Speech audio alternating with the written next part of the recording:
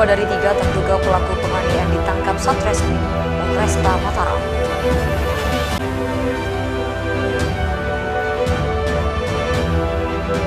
Sejumlah sekolah dasar di Kota Mataram terancam digabung.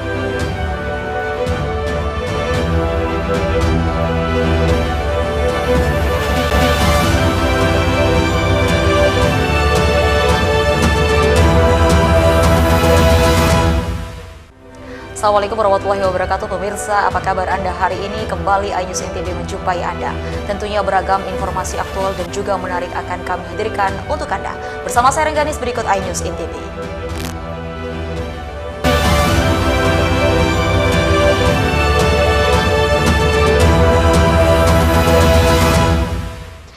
Kita awali perjumpaan kita di hari ini dari informasi 2 dari 3 terduga pelaku penganiayaan ditangkap Satreskrim Polresta Mataram. Sementara 1 terduga pelaku lainnya masih diburu pihak kepolisian. 2 dari 3 pelaku kasus penganiayaan yang terjadi di Jalan Ade Irma Suryani, Kota Mataram berhasil ditangkap Satreskrim Polresta Mataram. Kedua pelaku yang diamankan berinisial DT dan AS, warga Kecamatan Cakranegara, sementara 1 pelaku lainnya berinisial MM masih diburu pihak kepolisian dan diminta untuk menyerahkan diri. Kasat Reskrim Polresta Mataram Kompol Imade Yogi Purusa Utama menjelaskan kasus penganiayaan ini mengakibatkan 2 orang mengalami luka-luka. Hasil visum et repertum dalam hal ini yang ada luka jahitan di beberapa bagian tubuh korban. Dari keterangan 7 saksi mengarah kepada 3 terduga dalam hal ini. Dari ketiga terduga, mungkin rekan-rekan sudah bisa lihat ada 2 saat ini masih sudah kita amankan. Inisial satunya lagi MM, ya MM. Kami sampaikan kepada saudara MM, silahkan untuk menyerahkan diri. Terungkapnya kasus penganiayaan ini setelah unit Reskrim Polresta Mataram dari hasil penyelidikan dan berdasarkan data-data dari 7 saksi yang telah diperiksa, menyimpulkan 3 terduga pelaku. Proses hukum dari tindak penganiayaan yang terjadi di Jalan Ade Irma Suryani sudah ditangani pihak kepolisian. Para terduga pelaku disangkakan pasal 170 KUHP atau 351 KUHP dengan ancaman hukuman 5 tahun penjara. Dari Mataram, Romi Ardi, iNews melaporkan.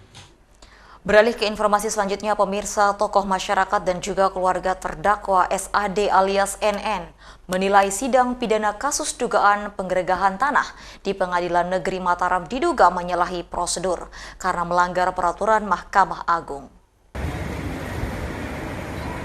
Sidang pidana dugaan kasus penggeledahan tanah Bumbang dengan terdakwa SAD alias NN yang disidangkan di Pengadilan Negeri Kelas 1A Mataram menuai kontroversi. Tokoh masyarakat Lombok Tengah menyoroti jalannya sidang tersebut karena diduga menyalahi prosedur dan melanggar peraturan Mahkamah Agung atau Perma. Dalam Perma disebutkan perkara perdata yang sedang berjalan atau disidangkan harus sudah ada putusan berkekuatan hukum tetap atau ingkrah. Yang bersangkutan dinyatakan bersalah, baru laporan pidananya dapat diterima dan diproses hukum. Tokoh masyarakat Lombok Tengah menduga adanya tekanan penyidik dalam perkara ini sehingga SAD alias NN ditetapkan tersangka dan kini berstatus terdakwa. Kami melihat ada semacam kejanggalan karena Ibu Nunung ini kan beli lahan atau objek sengketa ini dari pertama Pak Sodin yang konon beli di masyarakat Bumbang. Namun kemudian dalam perjalanan Ibu Nunung menguasai objek ini dicegat oleh masyarakat yang merasa memiliki dan belum dilunasi oleh Sodin. Nah, sehingga kami berkesimpulan bahwa ada kekeliruan teman-teman penyidik yang telah menetapkan Ibu Nunung sebagai tersangka. Kita sekarang akan sudah melakukan upaya hukum kan, ya, secara perdata, tapi kita kan dibuat secara pidana ini, ya. Nah, tapi pada prinsipnya begini saja. Nah, siapapun yang mengaku tanah tersebut, silakan datang ke lokasi, gitu kan. Silakan. Kami tunggu di sini kita cari solusi, ya, kira-kira yang terbaik bagaimana. Klaim kepemilikan lahan seluas 1,70 hektar di Bumbang, Desa Mertak Pujut, Lombok Tengah melibatkan PT Bumbang Citra Nusa dengan warga lokal SAD alias NN. Klaim kepemilikan lahan ini berujung sengketa dan gugatan perdata dan dimenangkan SAD alias NN hingga tingkat banding. Namun dari kubu PT Bumbang Citra Nusa dalam hal ini Sudin melalui kuasa hukumnya melaporkan pidana atas dugaan penggunaan surat palsu saat pembuatan sertifikat tanah yang dimohonkan oleh saudara SA alias NN. Dari Mataram, Hari Kasidi, iNews melaporkan. Informasi selanjutnya pemirsa, sejumlah sekolah dasar di Kota Mataram terancam digabung karena kekurangan siswa akibat sepi peminat saat penerimaan peserta didik baru tahun ajaran 2023. Selama pelaksanaan penerimaan peserta didik baru 2023, sejumlah sekolah dasar di Kota Mataram sepi peminat. Akibatnya sejumlah sekolah dasar yang ada di Kota Mataram terancam digabung dengan sekolah yang ada di sekitarnya sebagai dampak dari sedikitnya minat siswa saat PPDB. Dari hasil analisis Dinas Pendidikan Kota Mataram, kekurangan siswa yang terjadi diakibatkan oleh kurangnya anak usia sekolah di wilayah tersebut dan jarak sekolah yang berdekatan. Selain itu, pelaksanaan PPDB tahun 2023 ini dinilai masih belum merata, lantaran masih adanya sekolah yang masih kekurangan siswa. Dari kajian kami sudah menemukan ternyata siswa yang berada di sekitar sekolah itu memang tidak ada usia anak yang bersekolah di SD. Itu penyebab utamanya. SD 12 kan dulu adalah SD pendidikan inklusi ya. Dan itu sekarang agak kurang juga muridnya. Itu salah satu. Makanya sekarang dengan lahirnya peraturan Wali Kota nomor 22 tahun 2022 tentang merger kan, penggabungan dua sekolah jadi satu atau penutupan sebuah sekolah, itu sudah ada peraturan Wali Kotanya. Nah, sekarang kita sedang melakukan kajian apakah sekolah tersebut nanti kita akan melakukan regrouping atau tidak, ya perlu kita analisis secara komprehensif kan. Saat ini pihak Dinas Pendidikan Kota Mataram tengah melakukan kajian untuk mempersiapkan penggabungan 5 sekolah. Di antaranya SDN 15 Mataram, SDN 19 Mataram, SDN 31 Mataram, SDN 11 Ampenan, dan SDN 14 Ampenan. Dari Mataram, Rizka Anjani, iNews melaporkan. Pemirsa, informasi tentang kuota jamaah haji tahun 2024 akan kami hadirkan sesaat lagi. Tetaplah bersama kami di iNews INTB.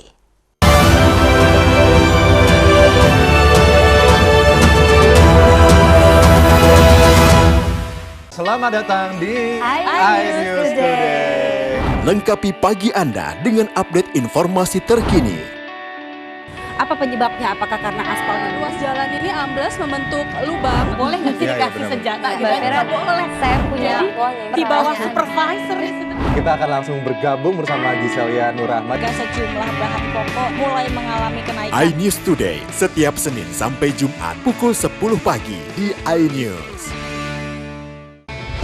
Dari Morning Update, ada apa di hari ini? Hadir menemani pagi Anda dengan sajian informasi unik dan menarik. Wallaby hutan yang merupakan hewan asli Papua Nugini. Dari Jepang disebut sebagai kare raisu. Menghadirkan bintang tamu yang menginspirasi. Campuran apa ini? Ini lemon. Oh lemon, iya. Kita peras.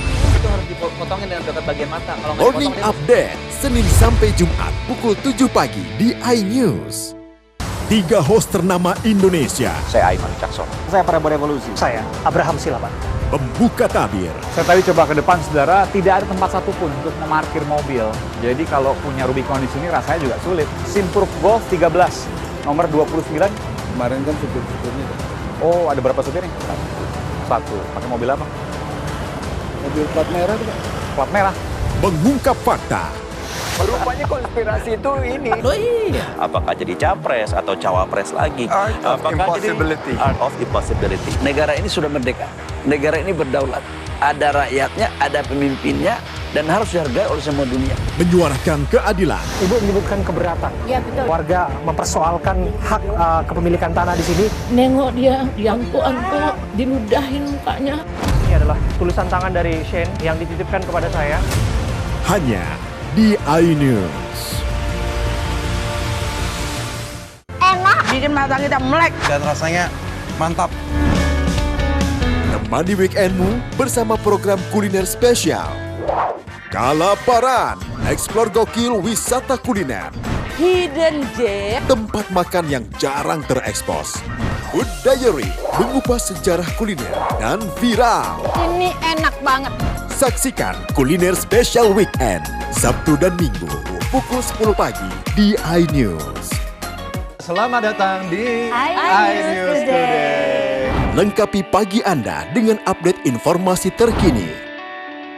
Apa penyebabnya? Apakah karena aspalnya luas jalan ini ambles membentuk lubang? Boleh nggak sih dikasih senjata? Nggak boleh. Saya punya Di bawah supervisor. Kita akan langsung bergabung bersama Giselia Nurahmat. Sejumlah bahan pokok mulai mengalami kenaikan. iNews Today, setiap Senin sampai Jumat pukul 10 pagi di iNews. Kompilasi seputar keunikan, keajaiban, dan hal-hal menarik di berbagai belahan dunia.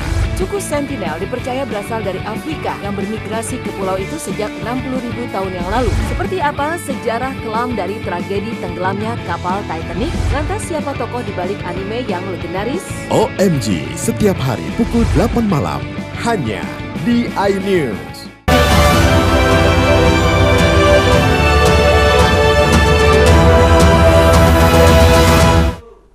Terima kasih pemirsa Anda masih bersama kami di iNews NTB. Pemerintah Arab Saudi tetapkan kuota haji Indonesia 2024 sebanyak 221.000 jamaah haji. Penetapan lebih awal ini dilakukan agar pemerintah Indonesia lebih awal melakukan persiapan.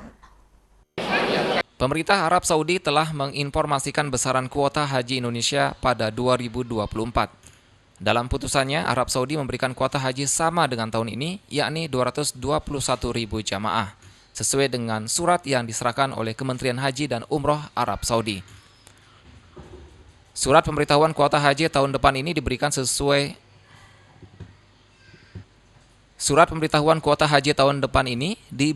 seusai acara Haflat Al-Hajj Al-Khitami 1444 Hijriah Kementerian Haji dan Umroh Arab Saudi yang telah menginformasikan kuota haji 2024 ke sejumlah negara, termasuk Indonesia, dengan kuota haji berjumlah 221.000 jemaah.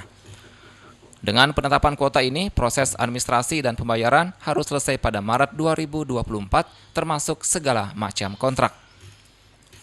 Pemerintah Arab Saudi juga mengumumkan tahapan penyelenggaraan haji 1445 Hijriah atau 2024 Masehi. Hal itu meliputi beberapa tahapan berikut ini.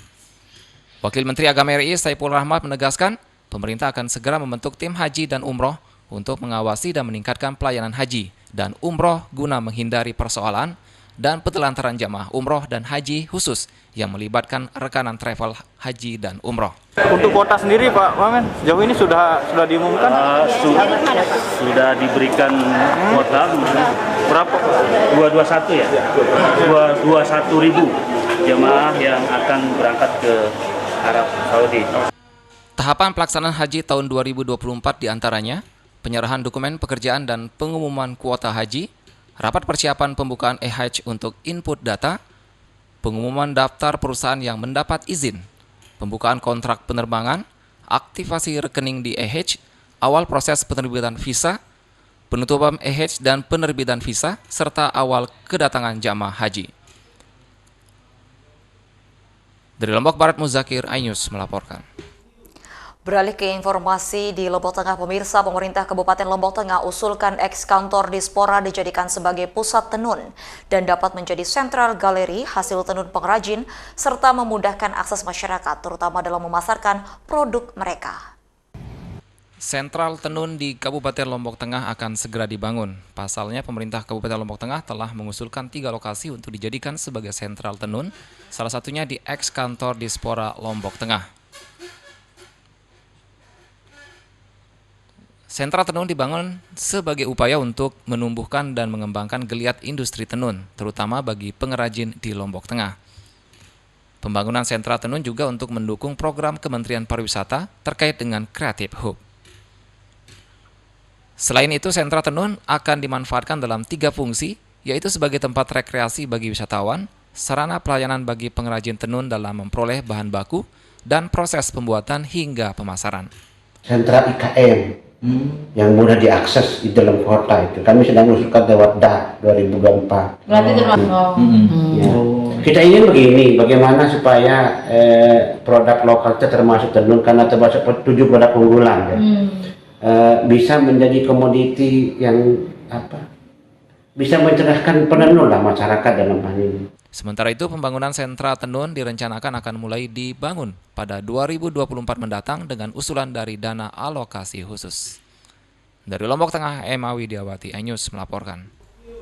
Informasi berikutnya pemirsa, Partai Persatuan Indonesia Nusa Tenggara Barat optimis memenangkan pemilu tahun 2024 mendatang dan menargetkan bisa merebut pimpinan DPRD. Setelah mendaftarkan bakal calon legislatifnya ke KPU, Partai Perindo NTB tancap gas bersiap memenangkan pemilu 2024 mendatang. Semua pengurus kader dan bakal calon legislatif dikerahkan terjun ke masyarakat melakukan aksi nyata meraih simpati masyarakat. Saat ini Partai Perindo NTB telah melakukan konsolidasi dan pembekalan pengurus, bacalek, dan saksi untuk menghadapi pemilu. Perindo NTB menargetkan semua dapil terisi oleh kader-kader terbaik Partai Perindo dan bisa merebut jajaran pimpinan di DPRD Provinsi maupun Kabupaten Kota. Insya Allah di Nusa Tenggara Barat ya, Perindo ya, dari hasil evaluasi kami di setiap kabupaten, kecamatan, dan desa, penerimaan terhadap Partai Perindo, alhamdulillah masyarakat cukup antusias untuk ngiring TGB di Nusa Tenggara Barat. Targetnya di semua dapil terisi ya dan merebut kursi pimpinan DPRD provinsi. Animo masyarakat untuk bergabung ke Partai Perindo sangat tinggi. Hal ini dibuktikan banyaknya tokoh dan kaum milenial yang menjadi kader maupun mendaftar sebagai bakal calon legislatif. Dari Lombok Timur, Ramli Nurawang, iNews melaporkan. Dan pemirsa, informasi selanjutnya akan kami berikan sesaat lagi, tetaplah bersama kami di iNews NTB.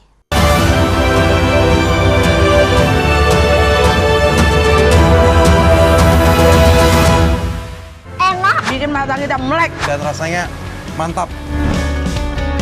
Temani weekendmu bersama program kuliner spesial. Kalaparan, eksplor gokil wisata kuliner.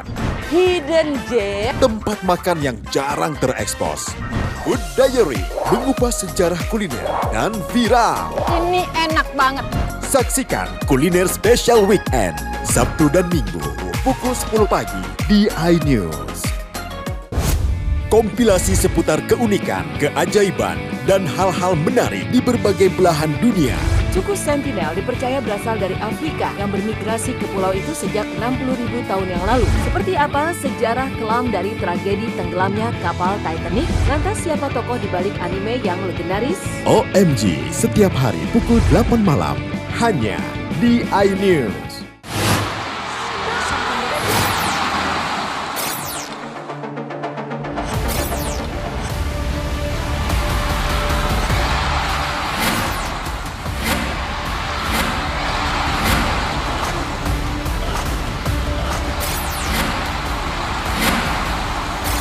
BWF Cross Continental Tour 2023 live iNews, your home of badminton. Selamat datang di iNews Today. Lengkapi pagi Anda dengan update informasi terkini. Apa penyebabnya? Apakah karena aspalnya luas jalan ini ambles membentuk lubang? Boleh nggak sih dikasih senjata? Nggak boleh. Saya punya di bawah supervisor. Kita akan langsung bergabung bersama Giselia Nurahmat. Sejumlah bahan pokok mulai mengalami kenaikan. iNews Today setiap Senin sampai Jumat pukul 10 pagi di iNews. 3 host ternama Indonesia. Saya Aiman Caksono. Saya Prabowo Revolusi. Saya Abraham Silaban. Pembuka tabir. Saya tadi coba ke depan, saudara, tidak ada tempat satupun untuk memarkir mobil. Jadi kalau punya Rubicon di sini rasanya juga sulit. Simproof Golf 13, nomor 29. Kemarin kan supir-supirnya. Oh, ada berapa supir nih? Satu. Pakai mobil apa? Mobil plat merah tuh, Pak. Plat merah. Mengungkap fakta. Rupanya konspirasi itu ini. Oh iya. Apakah jadi capres atau cawapres lagi? Apakah jadi art of impossibility. Negara ini sudah merdeka. Negara ini berdaulat. Ada rakyatnya, ada pemimpinnya, dan harus dihargai oleh semua dunia. Menyuarakan keadilan. Ibu menyebutkan keberatan. Ya betul. Warga mempersoalkan hak kepemilikan tanah di sini. Nengok dia diangkut-angkut, diludahin mukanya. Ini adalah tulisan tangan dari Shane yang dititipkan kepada saya. Hanya di iNews.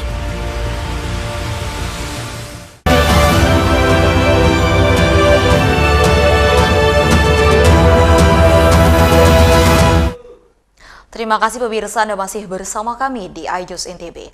Pemirsa, ribuan santri ikuti Zikrul Hauliyah ke-58 Makna Darul Quran wal Hadis di Pancor, Kabupaten Lombok Timur. Di depan ribuan santri, Tuan Guru Bajang mengingatkan pentingnya niat yang tulus dan juga tertib dalam menuntut ilmu untuk melahirkan santri yang berkualitas. Ribuan santri menyambut kehadiran Tuan Guru Bajang Haji Muhammad Zainul Majdi di Zikrul Hauliyah ke-58 di Musola Al-Abrol, Komplek Pondok Pesantren Darun Nahdlatain Pancor, Lombok Timur. TGB hadir bersama keluarga dan Wakil Gubernur NTB Hajah Siti Rohmi Jalilah yang juga Ketua Umum Muslimat NWDI. Pada kesempatan itu TGB menyerahkan penghargaan bagi santri berprestasi selama menimba ilmu di Ma'had Darul Quran wal Hadis Pancor. Di depan ribuan santri, Ketua Dewan Harian Nasional DPP Partai Perindo itu mengingatkan pentingnya niat yang tulus dan tertib dalam menuntut ilmu sehingga melahirkan santri berkualitas. Dia menegaskan santri harus menjadi teladan di tengah masyarakat dan agen dalam perekat persatuan. Saya mengharapkan ya para tulab tolibat, khususnya para mutaharijat itu bisa justru bisa menjadi teladan, bisa menjadi panduan, bisa menjadi pedoman bagi masyarakat ya di dalam memahami ajaran-ajaran Islam yang membawa kepada kebaikan ya untuk semua. Usai memberikan tausiah, Tuan Guru Bajang ditunggu ribuan jamaah di luar komplek makam pahlawan. Mereka rela berdesakan demi bisa bersalaman dengan cucu pahlawan nasional tersebut. Dari Lombok Timur, Ramli Nurawang, iNews melaporkan. Puluhan wartawan lakukan aksi peduli lingkungan dengan bersih pantai serta membagikan sembako. Kegiatan sosial ini dalam rangka menyambut HUT IJTI ke-25. Guna menyambut HUT IJTI yang ke-25, puluhan wartawan yang tergabung dalam Ikatan Jurnalis Televisi dan Forum Wartawan Pemprov NTB melakukan aksi peduli lingkungan. Aksi itu dimulai dengan melakukan bersih-bersih pantai yang ada di Luang Balok, Mataram, dari sampah yang menumpuk di seputaran pantai. Diharapkan dengan kegiatan itu tidak hanya kebersihan yang terjaga, tetapi masyarakat dapat nyaman dalam melaksanakan aktivitas berlibur di pantai Luang Balok. Usai melakukan aksi bersih-bersih, para jurnalis membagikan sembako ke warga yang beraktivitas di seputaran lingkungan pantai. Kegiatan itu juga dilaksanakan dalam rangka menyambut HUT RI ke-78 yang waktunya berdekatan dengan HUT IJTI. Gabungan jurnalis, terutama dari IJTI dalam rangka hari ulang tahun ke-25, melihat kondisi di pantai sepanjang pantai Ampenan Lombok ini, kondisi cuaca memang kurang bersahabat, tapi pada saat ini keyakinan kita karena mereka tidak bisa melaut para nelayan ini, maka kita memberikan bantuan bersama teman-teman jurnalis berupa sembako, paket-paket sembako untuk membantu mereka. Di samping kita melaksanakan kegiatan pembagian sembako, juga kita melakukan pembersihan pantai ya, supaya lokasi tempat wisata ini berjalan cantik, jalan dipandang, dan masyarakat betah berada di. Kami bersama teman-teman dari komunitas dan jurnalis dan wartawan, kita melaksanakan kegiatan ini juga dalam rangka selain hari ulang tahun IJTI yang ke-25, dan juga dalam rangka memeriahkan karena bulannya pas, ya momentumnya pas, dalam rangka RI ke-78. Tidak berhenti sampai di situ, IJTI dan Forwan juga membagi-bagikan cindera mata berupa muk cantik kepada warga di sela-sela pelaksanaan Car Free Day di Udayana, Mataram. Dari Mataram, Rizka Anjani, iNews melaporkan. Pemirsa, keindahan sirkuit Mandalika yang dapat dilihat langsung dari atas Bukit Segar, Kabupaten Lombok Tengah menarik minat wisatawan berkunjung dan juga bersuah foto dari atas bukit. Letak bukit tepat di hadapan tikungan terindah, yaitu tikungan 10.